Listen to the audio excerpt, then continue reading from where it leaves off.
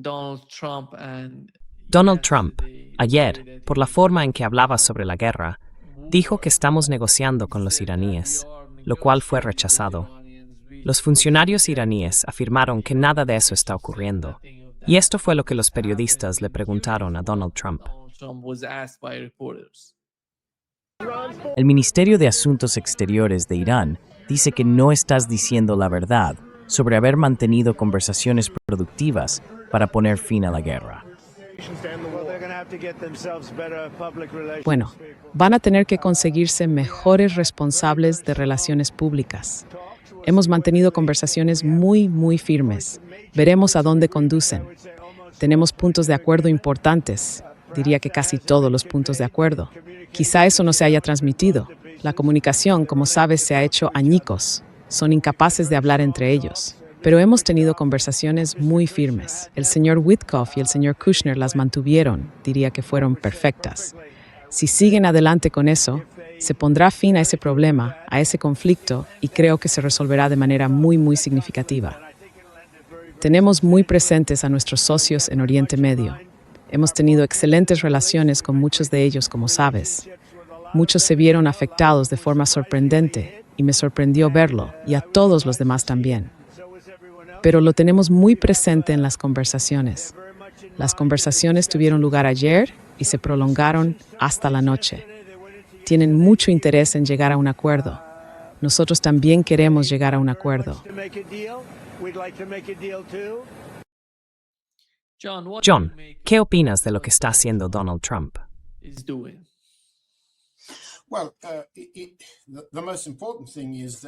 Bueno, lo más importante es que está intentando recuperar el control de la escalada. Le oíste decir que le sorprendió que Irán atacara a los estados árabes, a los estados del Golfo. Es imposible que un presidente de Estados Unidos, dado el tipo de informes de inteligencia que recibe, aunque solo sea semanalmente, se haya sorprendido. Lo que sabemos, y lo que nuestros colegas en tu programa, y tú mismo habéis señalado, es que no faltaron advertencias durante semanas y meses.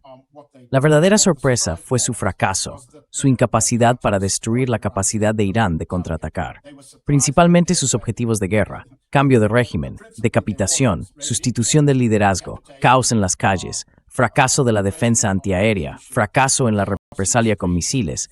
Todo eso ha fracasado. Failure to retaliate with missiles. All of that has failed. And as Ted Postel said a few hours ago. Y como dijo Ted Postel hace unas horas, la defensa aérea de Israel ahora es simplemente inoperante. Se puede ver en los videos del cielo. Así que lo que Trump está haciendo es intentar decir, yo tengo el control, y reafirmar el control de la escalada cuando ya lo han perdido. Han perdido en varias áreas clave, y llegaremos a ellas. Primero, han perdido el régimen del Estrecho de Hormuz. Han perdido la capacidad de impedir la represalia de Irán, tanto contra Israel como contra las bases estadounidenses. La parte interesante es, ¿a qué se refiere cuando dice que Witkoff y Kushner estaban manteniendo conversaciones? La pista ahí, a pesar de las negaciones iraníes de que existan negociaciones directas, o negociaciones entre comillas, como él dijo, con el hombre de más alto rango, fue una expresión que Trump utilizó en ese conjunto concreto de declaraciones.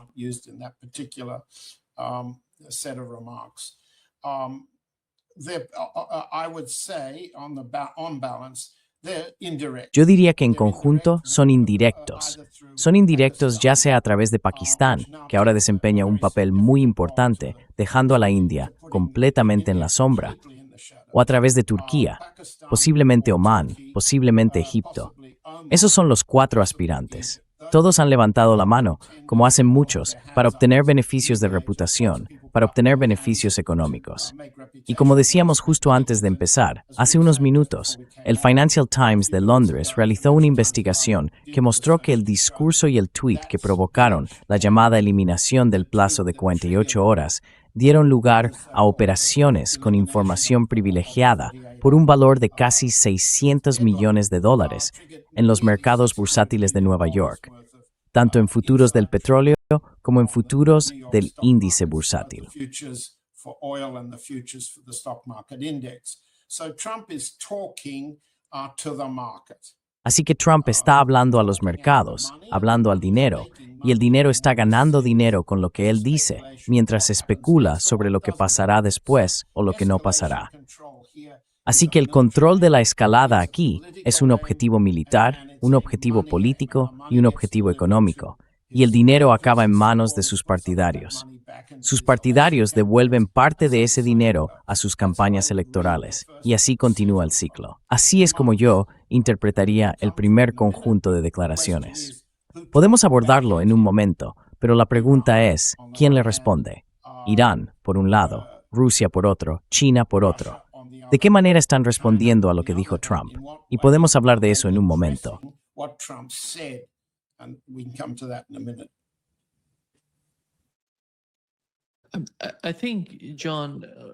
Creo, John, que has mencionado a Turquía, Egipto y otros países que están intentando implicarse. ¿Cómo ves la forma en que Rusia percibe el conflicto hasta ahora? ¿Cuál es la interpretación desde el lado de Rusia o quizá desde China?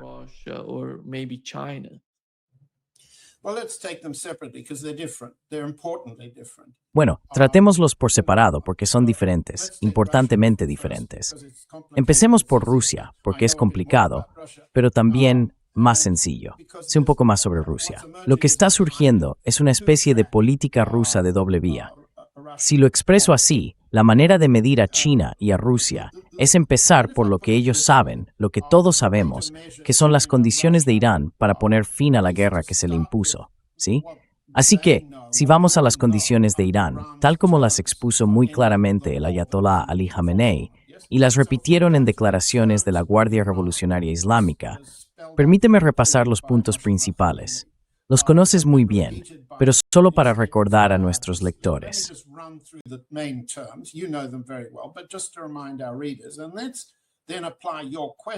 Apliquemos entonces tu pregunta a lo que Rusia está haciendo y diciendo sobre esos términos. Entonces, ¿cuáles son los términos de Irán para poner fin a la guerra? En primer lugar, ningún alto el fuego. Ese no es el problema. Se trata de lo que hemos llamado, en las negociaciones entre Ucrania y Rusia, las causas fundamentales. Hay que abordar el peligro a largo plazo que representa para Irán un Estado genocida y expansionista, Israel, y la comunidad judía mundial que lo apoya, especialmente en Estados Unidos. Irán no puede simplemente aceptar un alto el fuego inmediato y luego esperar la siguiente ronda. Eso no es aceptable. Y ahora mismo, dado el cambio en el equilibrio de fuerzas militares y el cambio en el poder político que Irán ha impuesto en Oriente Medio, digamos que el primer término es ningún alto el fuego. Hay que abordar las causas fundamentales.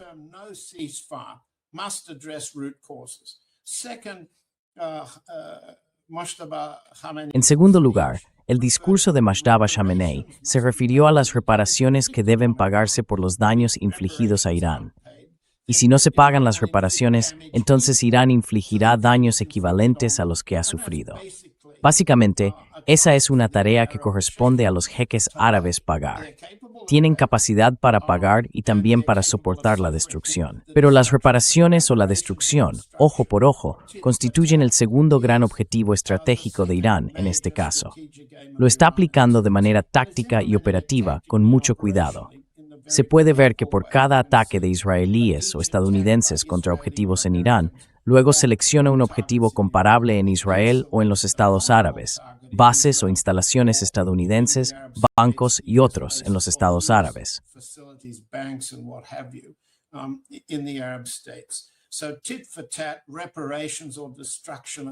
Así que ojo por ojo, reparaciones o destrucción es el punto número 2. El número 3, Khamenei dijo venganza. Ahora bien, eso es muy importante, no se habla a menudo de ello, pero obviamente la venganza por la muerte del Ayatolá Khamenei, ¿qué sería comparable a eso? Bueno, posiblemente la destitución de Netanyahu.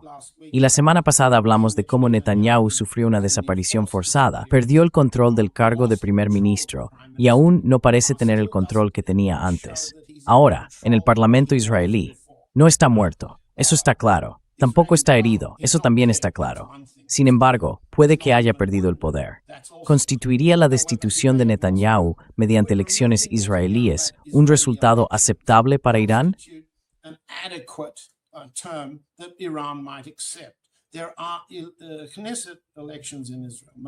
En Israel, hay elecciones a la Knesset que deben celebrarse antes de octubre de este año. Vemos las elecciones en Ucrania como uno de los términos en las negociaciones con Rusia. Entonces, ¿es la destitución electoral de Netanyahu una de las posibilidades que equivaldría a algo menos que la pena capital por el tercer mandato? Ha evolucionado desde el discurso de Mojtaba Khamenei hasta ahora, y eso supone un nuevo régimen para operar el estrecho de Hormuz. No puede utilizarse contra Irán, e Irán tiene la capacidad de usar ese estrecho, y posiblemente Bab el-Mandeb, que se controla desde Yemen, para hacer que el resto del mundo consumidor de productos energéticos comprenda que la solución de raíz para Oriente Medio no puede implicar un apoyo desequilibrado a Israel.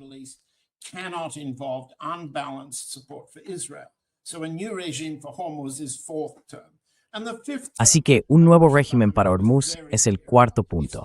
Y el quinto punto, Moshe Bachmann fue muy claro al respecto, es el fin de las bases estadounidenses en territorio árabe, porque amenazan a Irán y desequilibran la región. Bien, entonces si decimos que hay 5 puntos, sin alto el fuego, reparaciones, venganza, un nuevo régimen para Hormuz y el fin de las bases estadounidenses, volvemos a tu pregunta. ¿Qué dice Rusia sobre todo esto? Luego pasaremos a China. Respuesta, prácticamente nada.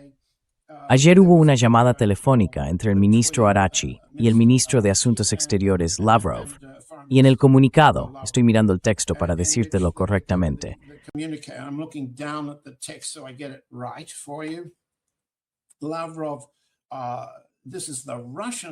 Lavrov, este es el resumen ruso que se publicó alrededor de las 2 de la tarde de ayer, señaló la, cito, inaceptabilidad categórica de los ataques estadounidenses e israelíes contra la infraestructura nuclear de Irán, incluido Bushehr, que crean riesgos de seguridad inaceptables para el personal ruso, no solo para el personal ruso, y conllevan consecuencias medioambientales catastróficas para todos los países de la región.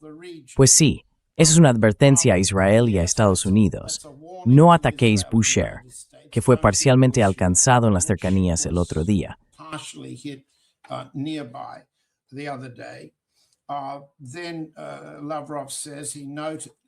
Entonces Lavrov dice que señaló, y esta es la parte importante, la necesidad de un cese inmediato de las hostilidades y de un arreglo político que tenga en cuenta los intereses legítimos de todas las partes implicadas, principalmente Irán.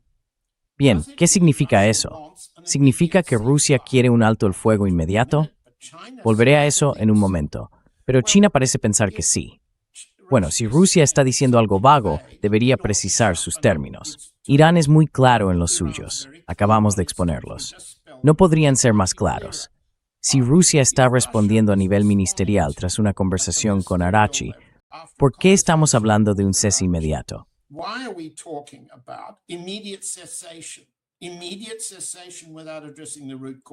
El cese inmediato sin abordar las causas profundas es imposible para Irán.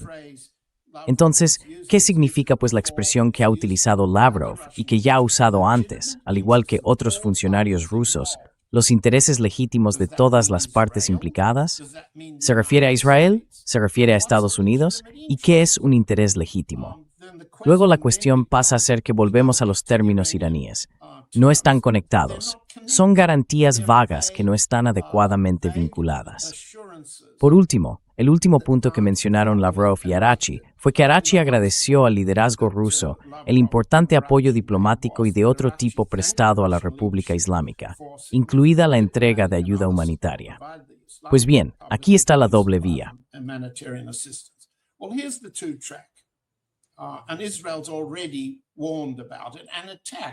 E Israel ya ha advertido sobre ello y ha atacado. La segunda, la primera vía es el presidente, el enfoque relativamente poco comprometido del Kremlin, que lleva al ministro de Asuntos Exteriores a decir cosas como esta, que no abordan los detalles de los términos iraníes. Cuando Rusia negocia con Estados Unidos, con Ucrania y con los europeos sobre la guerra de Ucrania, los términos son específicos. ¿Por qué ahora somos imprecisos? La segunda vía, esa es una idea presidencial, es la idea de Putin. Mantengamos la ambigüedad porque está en el interés de Rusia, ya que está en guerra con Estados Unidos y Ucrania, y se avecina una gran ofensiva. and a major offensive is coming up. Let's note that. Observemos que no se trata de antagonizar a Trump tan severamente que se dañe la negociación por la paz en Ucrania. Ese es un interés ruso. Así que llamemos a la primera vía un lenguaje diplomático ambiguo que aborda de manera poco clara los términos de Irán. La segunda vía es militar, de inteligencia y secreta. Implica el reabastecimiento a través del Caspio. Por eso Israel atacó Bandar Ansali, el puerto iraní en la costa norte de Irán, en el mar Caspio. Ese puerto ha sido utilizado por Irán para enviar drones y otro equipo militar a Rusia para la guerra contra Estados Unidos y Ucrania.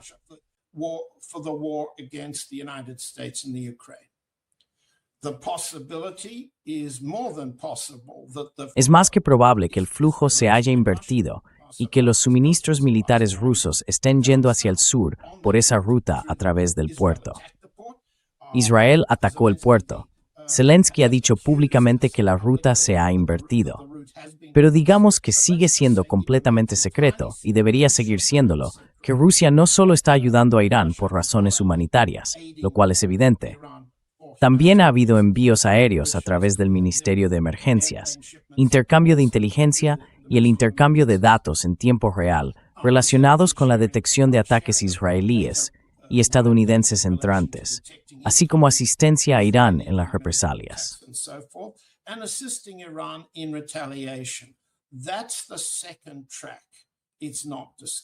Esa es la segunda vía. No se ha debatido, pero podemos hacerlo aquí. Es mejor no exagerarlo, aunque tampoco tenemos por qué minimizarlo. Los israelíes han puesto una cruz muy clara sobre su T en ese asunto. Consideran que Bandar Ansali es un elemento importante de la capacidad de Irán para responder, y eso depende en parte de Rusia. Por supuesto, existen corredores terrestres a través de Turkmenistán, a través de Tayikistán, contra los cuales Estados Unidos trabaja activamente para impedir que esos gobiernos cooperen. Ese es un elemento secreto. No puedo hablar de ello. Entonces, ¿dónde estamos? La respuesta a tu pregunta es, ¿qué está haciendo Rusia en los términos de Irán?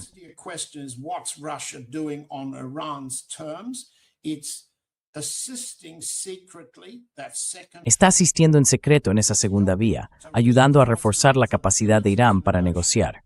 Eso es crucial. Está contribuyendo al equilibrio estratégico que hace viables las negociaciones y actúa como elemento disuasorio a largo plazo. Pero en la primera vía, las declaraciones presidenciales, ya sean de Putin mismo, de Dmitry Peskov, su portavoz, o mejor dicho, de Lavrov, son ambiguas. No dicen, no explican por qué cualquier negociación con Irán debe abordar las causas de fondo. Fácil de decir. Pero se dice sobre las negociaciones entre Rusia y Ucrania, pero no aquí. Así que tenemos un discurso ambiguo que puede significar todo o nada. Ahora bien, ¿quieres que continúe con cómo responde China a esto o prefieres preguntar? Sí, adelante. Habla sobre China. Es bueno relacionar tanto a Rusia como a China para saber lo que está pasando. Así que, solo para repetir, tenemos los 5 puntos de las condiciones de Irán. ¿Estaríamos de acuerdo? ¿Está de acuerdo nuestro público? ¿Tú estás de acuerdo? Son claros, no podrían ser más claros, ¿verdad?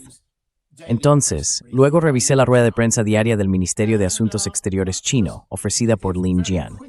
Te lo resumo rápidamente.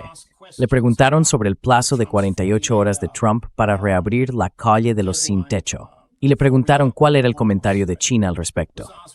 Y entonces Lin Jian, te lo leeré, porque el lenguaje es importante para entender lo que significa y lo que no significa, dijo: el conflicto en Oriente Medio, cito, sigue extendiéndose y desbordándose. Si el conflicto continúa ampliándose y la situación vuelve a escalar, toda la región se verá sumida en el caos.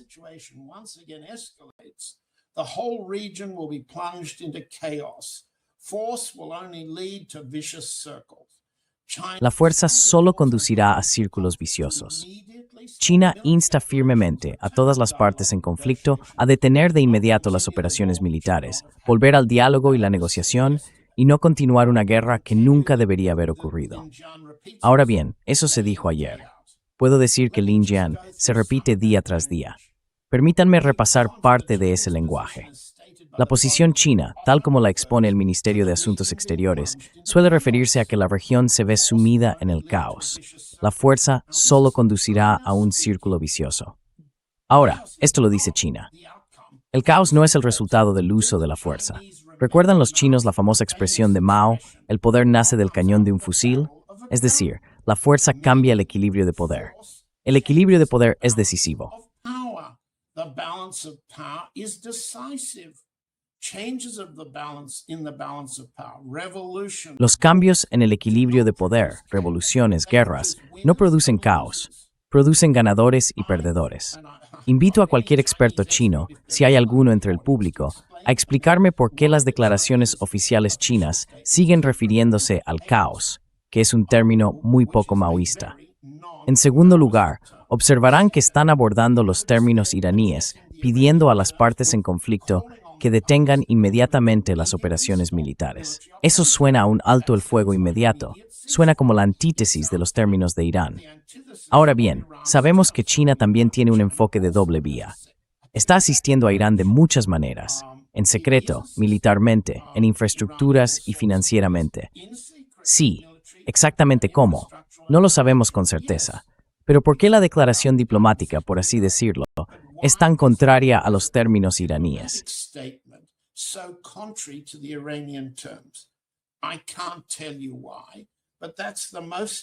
No puedo decirte por qué, pero ese es el elemento más importante que veo en la respuesta china. Así que dejemos fuera a la India, el tercer miembro fundador de los BRICS, porque la India se ha comprometido totalmente al alinearse con Israel y Estados Unidos. Ya hemos hablado de eso antes. La India es incapaz de actuar como mediadora por más tiempo. No es neutral. Y peor aún, la India ha bloqueado entre bastidores una resolución colectiva de los BRICS que condena el ataque a Irán. Recuerda, la India es miembro de los BRICS, Irán es miembro de los BRICS, pero la India, entre bastidores, está bloqueando la condena colectiva de los BRICS al ataque. Así que la India no es neutral. Está del lado de los atacantes, Israel y Estados Unidos. Por tanto, Rusia y China son los principales apoyos de Irán, y tenemos este enfoque de doble vía, como acabo de explicar.